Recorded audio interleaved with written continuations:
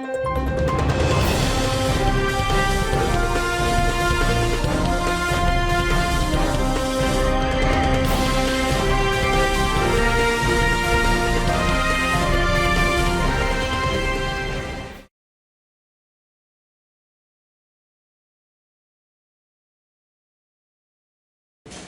contenu de nos travaux. C'est la raison pour laquelle nous avons encore invité ce matin pour vous informer de ce que nous avons fait durant ce conseil municipal. C'est le conseil municipal du deuxième semestre de l'année 2022. Nous avions un programme assez chargé, ça s'est déroulé finalement sur approximativement 3 semaines. Ça montre l'étendue des travaux que nous avons accomplis. Nous avons d'abord, c'est peut-être le point essentiel du programme, c'est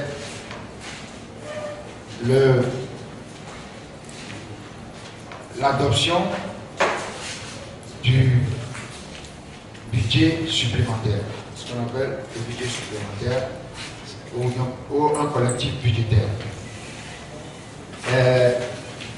De quoi s'agit-il?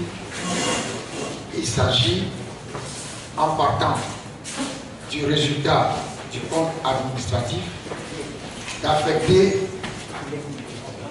donc ce résultat pour faire un nouveau budget, c'est ce qu'on appelle le budget supplémentaire. C'est la raison pour laquelle le budget s'appelle budget primitif. Le premier budget qu'on vote en décembre s'appelle budget primitif. Et ensuite, le budget supplémentaire qui provient de l'affectation des résultats du compte administratif. Et c'est ce que nous avons fait encore là, au cours de cette session. L'adoption d'un budget supplémentaire. Ensuite, il y a ce que nous tirons de ce budget, qui est le plan de passation des marchés. Nous avons un plan de passation des marchés. Mais comme nous avons modifié le budget, évidemment, nous devons modifier le PPM, le plan de passation des marchés. Et donc nous avons également révisé le PPM. D'abord, nous avons un PPM que nous avons révisé en février, que nous avons révisé en avril et que nous révisons encore maintenant. Nous en sommes à notre 3e PPM révisé, plan de passation des marchés révisé.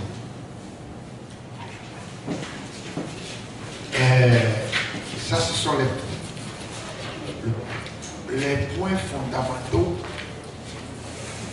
Mais à côté du point, de ces points qui sont les points fondamentaux, il y a des points essentiels qui concernent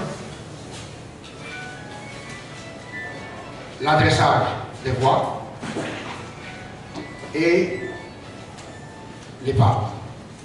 Le sujet qui concerne l'épargne, l'établissement public autonome d'exploitation des marchés de Lomé. Épargne.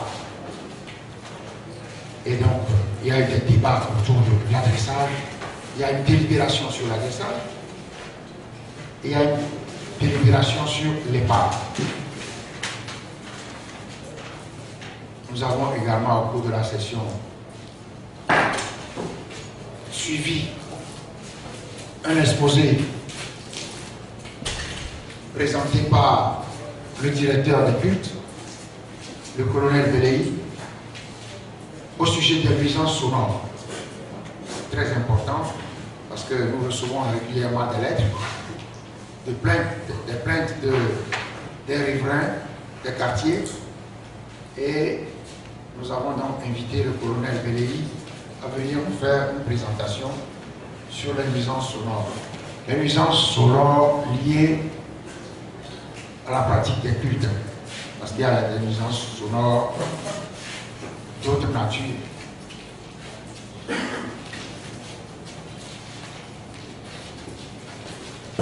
Nous avons également, au cours de cette session, écouté le rapport d'une commission que nous avons mise en place pour faire des propositions sur les incendies au marché de Anne-Copé. Il y en a eu 2, comme vous le savez. Nous avons mis en place une commission lorsque le premier incendie est survenu, mais il y avait un deuxième. Donc, aujourd'hui, nous avons écouté le rapport de la commission et les recommandations et les propositions de cette commission. Je pense que bon, comme il est de coutume au cours des sessions, les commissions permanentes présentent leur rapport d'activité. Et donc, évidemment, cette session n'a pas dérogé à la règle. Les commissions permanentes, il y en a 3. Vous le savez certainement. Il y a ce qu'on appelle la commission économique et financière, juridique, environnementale, etc. Dont le président est à la salle, M. Abdal Anthony. Et puis, il y a la commission des affaires domaniales ou la commission technique. Et puis, il y a la commission des affaires sociales. Ces commissions également sont tenues à chaque session de présenter leur rapport d'activité. Voilà un peu ce qui a été fait.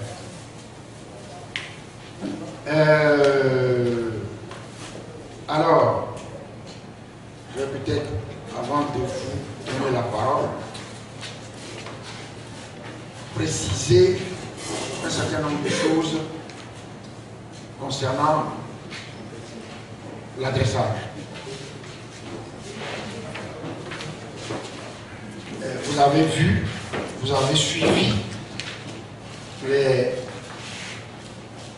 réactions des autorités publiques à la suite de la première étape de l'adressage. Nous avons fait le 22 avril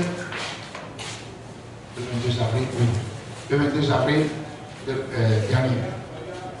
Nous avons procédé à l'adressage le 13 avril.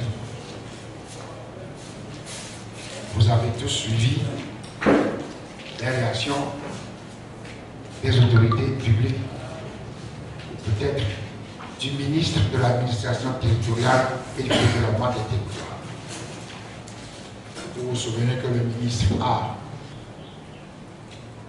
rendu public une note intitulée « Note au maire » dans laquelle il a affirmé que les initiatives prises par-ci par-là, sans tenir compte d'un degré d'application, sont nulles et de nul effet. Et tout le monde, peut-être même vous, tout le monde se met à croire que le ministre peut annuler une délibération d'un conseil municipal en violation de l'article 78 de la loi sur la décentralisation qui stipule que l'annulation d'un acte d'une collectivité territoriale relève de la compétence du juge administratif sur saisine de l'autorité de tutelle. Tout le monde, y compris vous, vous avez compris que le maire et que le ministre ne peut pas annuler, même si c'est son souhait, il ne peut pas annuler par une décision, je ne sais pas comment. Il ne peut pas annuler une délibération d'une collectivité territoriale. C'est la raison pour laquelle, au cours de notre session, nous avons poursuivi l'adressage et nous avons procédé encore à la dénomination de 100. Je ne veux pas dire une centaine, parce qu'une centaine, ça fait 92, 100 précis. De 100 voies, rue, avenue, boulevard. Nous avons procédé dans le respect de l'article 82 de la loi sur la décentralisation. Nous avons encore procédé à la modification de dénomination de 100 voies. Nous avons également, certainement on va en discuter au cours des débats, nous avons également, s'agissant de l'EPA, pris une délibération, voté une délibération, soustrayant, retirant, enlevant à l'EPA la gestion d'un certain nombre de marchés, des marchés situés sur le territoire de la commune du Golfe. Il s'agit de marchés d'Adaolato, de Bossimé et tous autres marchés situés sur le territoire de la commune du Golfe 4. Parce que pour nous, la gestion par l'État de ces marchés est un non-sens dans le contexte de la décentralisation actuelle. Nous vous expliquerons, si vous voulez, au cours des débats ou lors de vos questions, nous vous expliquerons pourquoi. Voilà un peu les points importants, les points saillants de nos travaux de la deuxième session ordinaire du deuxième trimestre de l'année 2022. Je vous remercie. Et nous sommes, mes collègues et moi, à votre disposition pour répondre à vos questions. Qu'est-ce qui justifie cela? Nous avons eu avec l'EPA, dès notre entrée en fonction, des difficultés. Nous avons fait des réunions, on ne s'est pas compris. Parce que les PAM, au motif de gérer le marché d'Adaolato, prélève des taxes ou collecte des taxes sur 8 quartiers de la commune, les 8 quartiers environnants de la commune d'Adaolato. 8. Du quartier d'Adaolato. 8 quartiers. Bon. Le marché ne s'étend pas dans ces 8 quartiers, mais les PAM prélèvent des taxes à qui a commis partout. Et les PAM nous laissent les travaux, c'est nous qui nous occupons de tout. Les travaux, l'éclairage, les caniveaux et tout. Mais les PAM prélèvent des taxes, c'est pour faire quoi? Les PAM a été créé par arrêté municipal de la commune de Lomé en 1998. Donc, nous pensons que l'EPAM créé par arrêté municipal, mais peut être dissous par arrêté municipal. C'est le droit. Et donc, comme l'EPAM n'existe, comme la commune de Lomé qui a créé l'EPAM n'existe pas, nous disons l'autorité du tutelle, le ministre de l'administration territoriale, doit dissoudre l'EPAM. Dans le contexte de la décentralisation, l'EPAM est une entité illégale. C'est-à-dire que vous ne pouvez pas créer une entité qui devient votre patron. C'est ce qui se passe avec l'EPAM, qui se considère, qui fait tout, délivre des permis de démolir, je ne sais pas quoi, qui se comporte comme une commune. Et l'EPAM, vous savez, la loi dit que la gestion des marchés relève de la commune en compétence propre. Alors, nous avons soumis tous ces problèmes, nous avons discuté, mais on ne règle pas les problèmes. Et l'EPAM, c'est du désordre sur notre territoire. Et tout le monde pense que nous sommes responsables des désordres créés par l'EPAM sur notre territoire.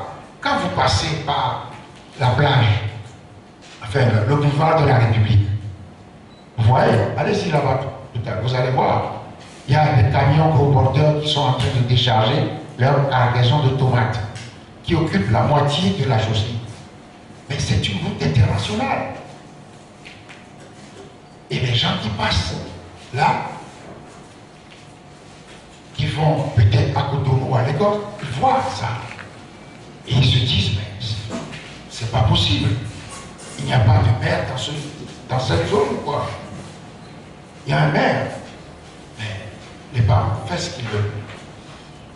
Et dans les discussions, dans le conflit que nous avons avec le ministre de l'administration territoriale, nous nous sommes rendus compte que le ministre, il est ministre de l'administration territoriale, assurant la tutelle dans des collectivités territoriales, mais il est le président du conseil d'administration de l'EPAM. Il a deux casquettes. Conflit d'intérêts qui n'émeut personne. Je vous prie d'écrire là-dessus.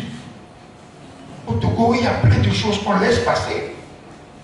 Il y a beaucoup d'arbitraires qu'on laisse passer parce que personne ne dit rien.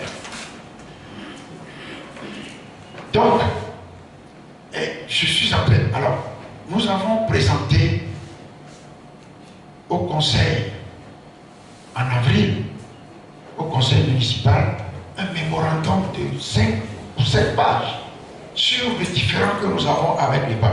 Au conseil. C'est pour amener le conseil à délibérer, à réfléchir sur les décisions que nous devons prendre pour mettre fin à ce phénomène. Et c'est sur la base de cette réflexion que nous avons tiré une délibération du mémo et que nous avons donc pris cette délibération de soustraire les parts,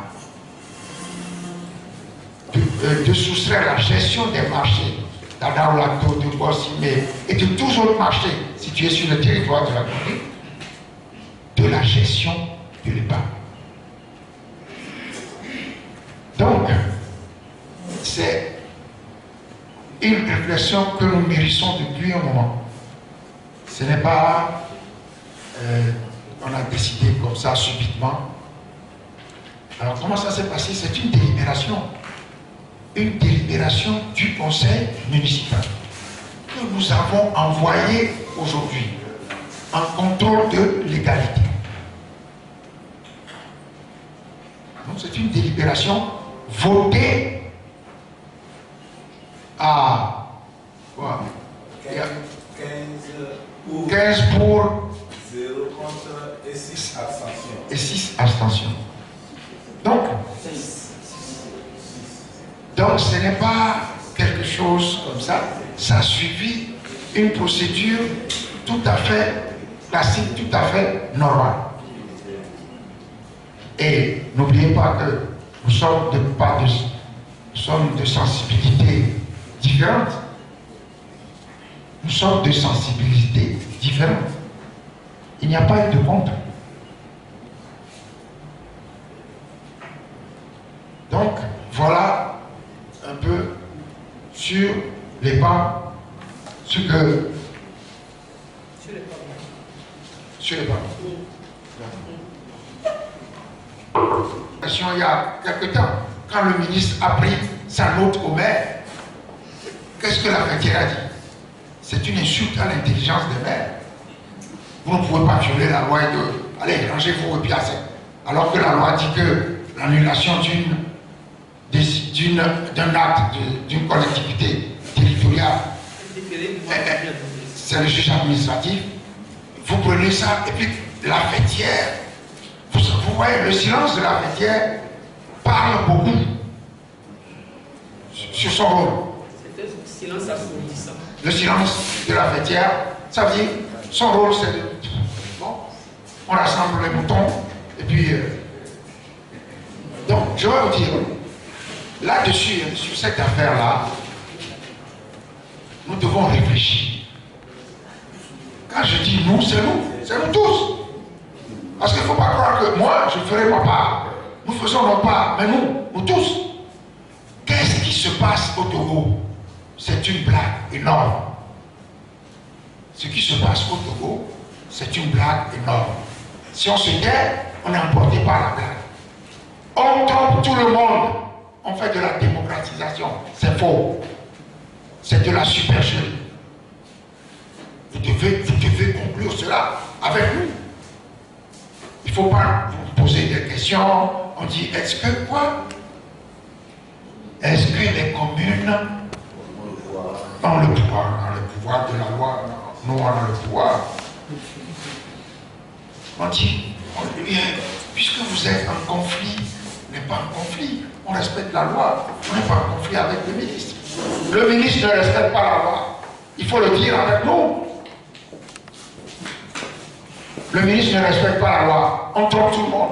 Vous passez par ici pour respecter la loi. Lorsque la loi les empêche, lorsque la bonne application par nous de leur propre loi les empêche de faire l'arbitraire, ils font quoi? Ils modifient la loi. Et on se lève, on se tait. On se tait. On ne s'occupe pas de ça. On s'occupe de Fabre. C'est Fabre qui fait ceci. Après avoir volé 30 millions, ça ne lui suffit pas.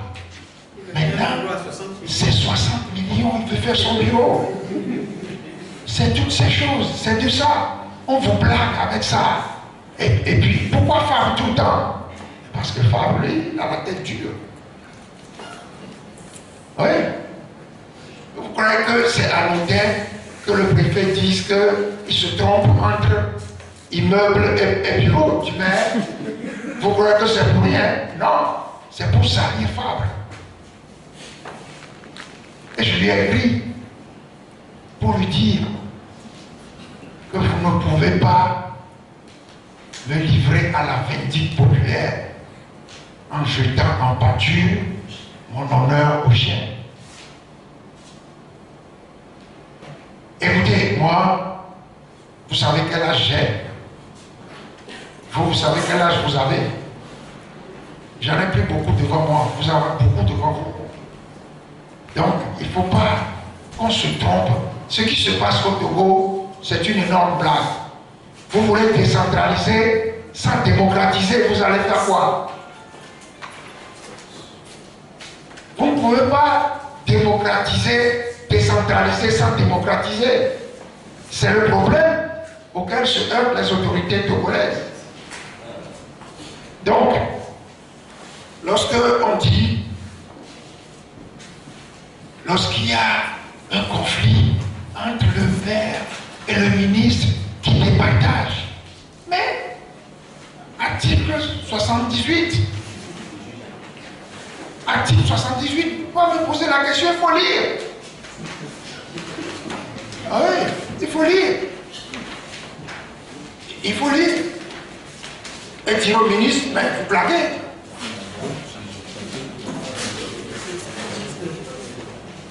Article 78.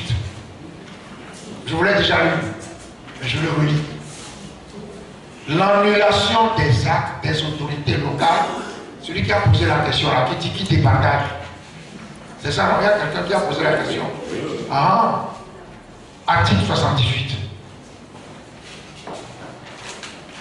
L'annulation des actes des autorités locales relève de la compétence du juge administratif sur saisine de l'autorité de tutelle. Bon, il n'est pas d'accord.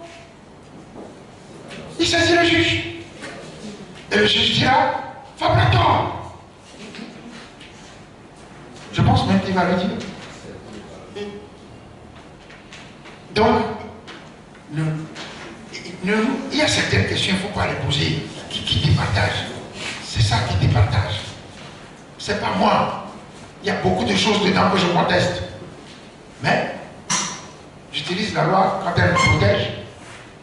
La loi, je vous ai dit ça la dernière fois, c'est fait pour le faible.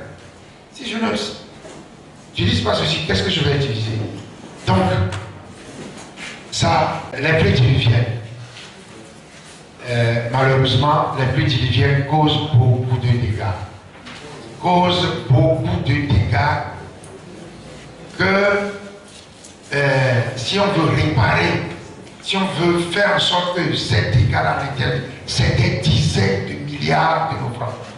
Il y a des choses incroyables qui ont été faites. Et vous voyez la plage. Vous voyez notre plage. On a fait déboucher sur la plage, je ne dis pas dans la mer, sur la plage, 14 exutoires. Et qu'est-ce qui se passe quand il pleut? L'eau vient et l'eau est là, sur la plage, de l'eau puante qui vient des bus. Donc, quand ces problèmes-là se posent, et surtout, c'est les populations de Nicolas, les populations de Badago, les populations de Akiakome, qui est dans l'eau, là où les PAM prélèvent de l'argent partout, auprès des Akiakome inondés. La rivière passe qui longe le domicile de Maître Anali Santos, totalement inondé.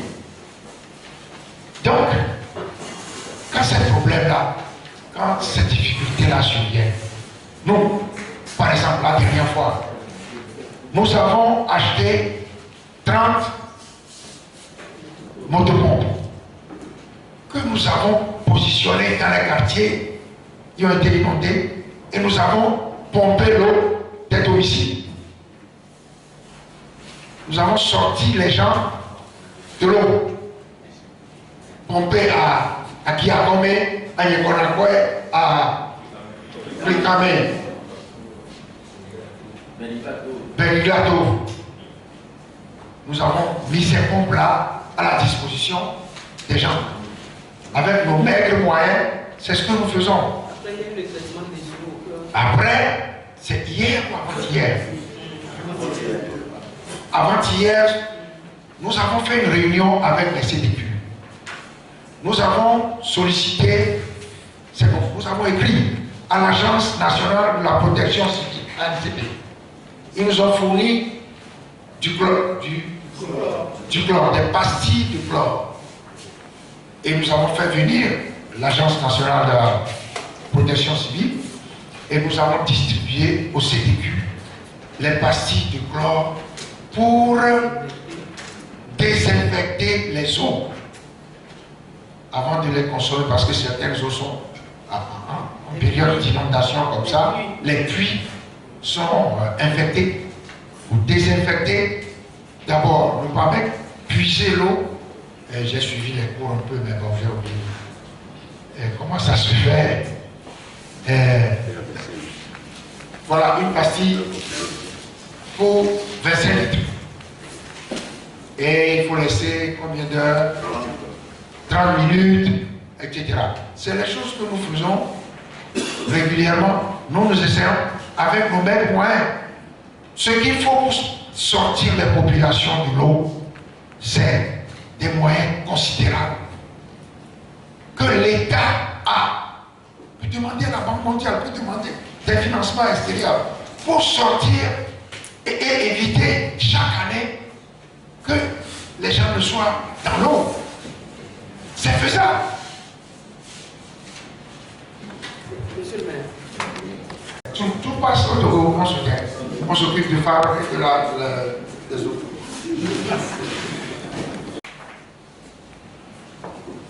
Si c'était pas, c'était quelque chose de grave, on allait dire Fabre est très bien indiqué en tant que bon pyromane pour expliquer les raisons de l'incendie à Akobé. Malheureusement, on ne peut pas rire avec ces choses. Nous avons, je crois, au lendemain du premier incendie,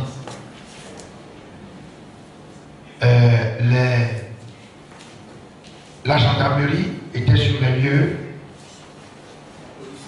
la police. Quand nous sommes arrivés, on a dit, bon, est-ce que les enquêtes, comment ça se passe? Et tout ça, ils ont dit, oh, c'est réglé. C'est un incendie. C'est pas un incendie criminel. C'est donc accidentel. Ah, je dis bon, on est fort au Togo, puisque juste quelques heures après, on a déjà fait l'enquête et les investigations ont produit les résultats. Donc, bon, plus sérieusement, nous ne savons pas. On a demandé donc à la gendarmerie, à la police de faire les investigations nécessaires. Parce que, en principe, c'est elles seules qui peuvent faire ça. Nous, mais, bon, il y a des thèses un peu partout là.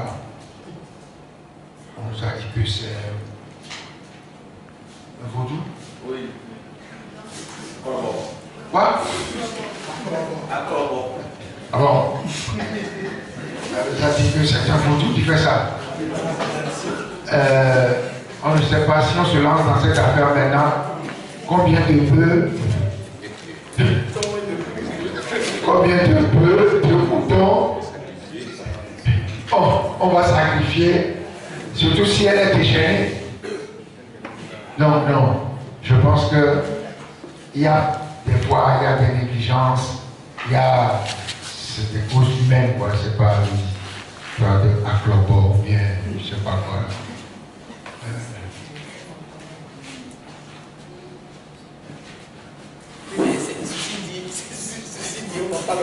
Nous, on a dit que si ils ont quelque chose à faire pour empêcher Aklobo de se fâcher, bon, non, pas du tout, hein, c'est pas moi. Non, pas du tout. S'ils connaissent, ils savent vraiment que Aklobo est fâché, qu'il faut calmer Aklobo, moi je pense que. Mais nous sommes de croyances différentes et cette affaire-là, il faut la traiter en tenant compte de la diversité de nos origines religieuses. Donc, on ne sait pas. Peut-être. Jusque-là, les enquêtes de la gendarmerie et de la police ne nous sont pas encore parvenues. Et tout le monde sait que certaines choses, certaines appellations, certaines dénominations n'étaient pas normales. J'ai entendu dire, et d'ailleurs, vous-même, un de vos collègues, de vos confrères, m'a posé la question ici. Est-ce que c'est la priorité, ça? Heureusement que j'ai traversé beaucoup d'épreuves qui me permettent de me maîtriser. Non, c'est vrai, quand on dit des choses comme ça, est-ce que c'est la priorité? Ben, chers amis, la dignité d'un homme, c'est sa priorité fondamentale. Fondamentale. Et j'ai répondu, qu'est-ce que j'ai répondu à la question quand ça m'a été posé ici, le 29 avril? J'ai dit, l'homme ne vit pas seulement de pain, il vit également de dignité. Mais je vais vous dire, je ne peux pas laisser l'oppresseur me dire que lui et moi, on va avoir la même vision de la priorité. Ce n'est pas possible. L'esclave et son maître n'ont pas la même vision de la priorité. Le maître ne peut pas dicter à l'esclave ou bien ne peut pas empêcher l'esclave de rêver la nuit à sa liberté. Il dit, mais qu'est-ce que tu penses là? Toi tu es là, tu manges, je te donne à manger, puis tu penses à te libérer. C'est comme ça que nous réfléchissons au Togo. C'est comme ça que nous réfléchissons au Togo. Je dis, le maître ne peut pas dicter et ne peut pas avoir la même priorité que l'esclave. L'oppresseur et l'opprimé n'ont pas la même vision de la priorité. La priorité de l'oppresseur n'est pas la priorité de l'opprimé. La priorité de l'oppresseur, c'est de maintenir l'opprimé dans les liens de la servitude, et la priorité de l'opprimé, c'est de fuir à la première occasion. C'est sa priorité. Donc, qu'on ne nous fatigue pas avec les faux raisonnements habituels au Togo. Les faux raisonnements. Je ne permets pas à l'oppresseur de me dicter ma priorité. Ce n'est pas possible. Ouais, je préfère le dire dans ma langue. Les blagues que nous faisons au Togo, ça dépasse des limites. Ça dépasse des limites. Et nous amusons avec ces choses. Non, non, non, non, non, non, non, non. Ne nous amusons pas avec ça. Il y a notre droit de procéder à l'adressage. Nous exerçons ce droit. Et nous exerçons ce droit. Vous verrez quand vous allez voir la nouvelle liste 100. Vous verrez, c'est de tous origines. Et je vais vous expliquer. Il y a certaines, il y a les rues qui portent des numéros, qui portent des références. NHK2, Q, quartier administratif QA 10. Bon, ça va durer combien de temps? On dit que non.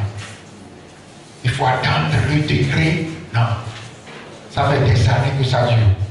Nous avons essayé, recherché, lorsque nous avons voulu procéder à la première opération d'adressage pour les visas, nous avons cherché la délibération. La délibération de la mairie de Lomé, par laquelle ils ont procédé à l'adressage. Eh bien, chers amis, ça n'existe pas. Ça a été fait comme ça. Mais nous qui respectons la loi, conseil municipal, vote, article 82, on nous dit qu'il ne faudrait pas le droit. Alors qu'ils n'ont même pas fait de délibération. Ça ne dit pas le conseil bien. Ils ont procédé à des choses arbitrairement. Nous corrigeons ça, on doit être félicité. Il y a des gens, vous avez certainement des parents, il y a des gens. Donc je crois, première chose, il y a les voix qui ont des références comme nom. Ils n'ont pas de nom. Ah, on a attribué. On a attribué avec quoi? Il y a un décret pris le 25 avril 1962, donc par le président Sylvanus Olympio, qui crée l'ordre national d'honneur. Décret du 25 avril 1962 créant l'ordre national d'honneur. Pour ceux qui ont consenti des sacrifices pour lutter pour l'indépendance. Il y a beaucoup de gens qui sont dans les oubliettes. de l'histoire. On les a négligés comme des pauvres types. Ils ont lutté. Si ce pays-là existe aujourd'hui, c'est également grâce à eux. C'est vrai ou c'est faux? C'est vrai. Ces gens, on a trouvé, on a le degré, on a pris les noms. De quelque appartenance ethnique que ce soit. Vous êtes Kabier, Moba, vous avez Yuma Mogori, il était député, il est Boba. Vous avez le ministre Sankareja, vous avez d'autres, il y a Laurent Tchaba, député de l'extrême nord, ceux qui ont gagné les élections en 1958 et qui ont fait obtenir l'indépendance. Vous avez ces gens, vous avez des gens qui sont des instituteurs que le colon a formés. Ils ont été formés à Dakar, les femmes étaient formées à Rufisque. Ils sont rentrés, elles sont rentrées. Elles ont enseigné de Lomé jusqu'à Sikassé. Ils étaient à Lomé, ils étaient partout. Ces gens, personne ne s'occupe d'eux. C'est eux, c'est à eux que nous devons notre formation. Ouais. Moi j'étais dans la classe de Maître Ekwe Anani Martin, directeur de l'école Maris Mouté, directeur de l'école école publique de Nikonakwa, directeur de l'école Ndiaye Boubacar, directeur de l'école Saoussi. Quand je dis directeur, il tournait 3 ou 4 ans ici, 3 ou 4 ans ici. Maître Montrouge, maître David, maître, c'était ceux qui ont formé l'élite togolaise, qui ont envoyé les gens au collège et au lycée. Personne ne s'occupe d'eux. Alors, quand est-ce qu'on va reconnaître ce qu'ils ont fait? Ils n'étaient pas en RPT, ils n'étaient pas au culte, ils n'étaient nulle part, mais ils étaient là. Il faut leur rendre hommage. Donc ces gens-là, il y a les médecins. Il y a 2 catégories, si vous savez, il y a 2 catégories de médecins. Les médecins, ceux qui sont allés à Dakar, sont formés, et je crois en 4e année, 5e année, ils ont le diplôme de médecin africain. Les médecins africains. Vous voyez le colon? Médecins, eux, ils sont africains. Donc, ils rentrent, ils ne sont pas médecins, mais ils sont médecins africains. Ils ont été partout au Togo.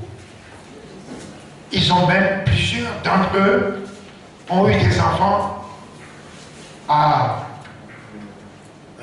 Dr Mikel. Il a eu à Barkwasi.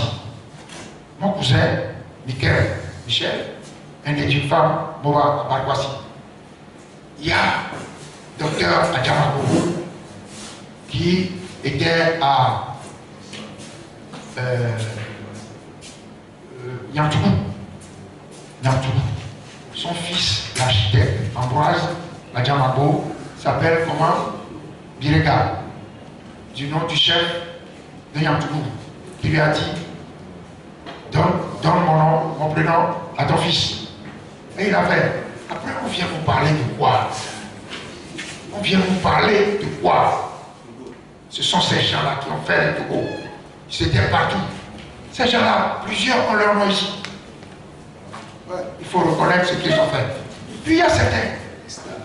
Il y a, par exemple, il y a Kaolo, docteur Kaolo. Ouais. Ils ont travaillé pour le Togo. Il a joué au football. Les gens comme lui, plusieurs sont morts, pauvres. Moi, je les ai vus jouer. C'est eux, l'honneur du Togo. Oui, bien sûr. Si pendant qu'on faisait ces choses, on prendra passer à Kwanoko, à la prochaine, on va le faire. Sinon, ça n'empêche pas. De moi sur l'adressage, il ferait mieux de veiller à ce que les communes disposent à temps de leurs ressources. Parce que pendant, voilà, parce que l'OTR, c'est l'OTR qui collecte pour nous nos recettes et qui nous les donne. Ailleurs, ceux qui font la décentralisation, je dirais en Europe et autres, ce sont leurs services fiscaux. Ah ouais? Non, c'est l'OTR. Alors si l'OTR te donne 100 francs, tu te demandes si en vérité c'était pas 200 ou 300 francs. Et que, comment tu vérifies? On leur a demandé, ils disent non. Bon, on a qu'à les croire. On a qu'à les croire. Ils sont honnêtes. Ils donnent ce qu'ils récoltent pour nous. Bon. Et donc, en 2021, non, en 2020, nous avons reçu nos recettes de janvier, février, mars, avril, mai, quand? En septembre. En 2020. L'année dernière, c'était un peu pareil. Légèrement mieux même, c'était pareil. Maintenant, cette année, le 15 juin dernier, nous avons reçu janvier et février. Le 15 juin, vous êtes à la moitié de l'année et vous recevez vos recettes de janvier et février. Après, comment voulez-vous que les communes se portent bien? Comment voulez-vous faire des prévisions budgétaires? Comment voulez-vous exécuter votre PPM? Comment voulez-vous faire quelque chose? Vous ne pouvez rien faire. Et on vous l'a dit la dernière fois, le budget, nous avons déposé le budget en décembre pour approbation par le ministre. Il a approuvé le 29 avril. Enfin, c'est le tampon qu'il a approuvé en mai, mais il a mis le tampon 29 avril. Donc, bon. Et après, vous apprenez que la plupart des communes ont des difficultés. Les stations de paiement, moi je dis des difficultés de trésorerie en étant un peu plus soft. Des difficultés de trésorerie. On se demande si c'est pas fait exprès pour tuer les. Pour dire, oh là là, Fabre, il a envie d'être président de la République. Il ne sait même pas gérer une commune. C'est de ça qu'il y a question.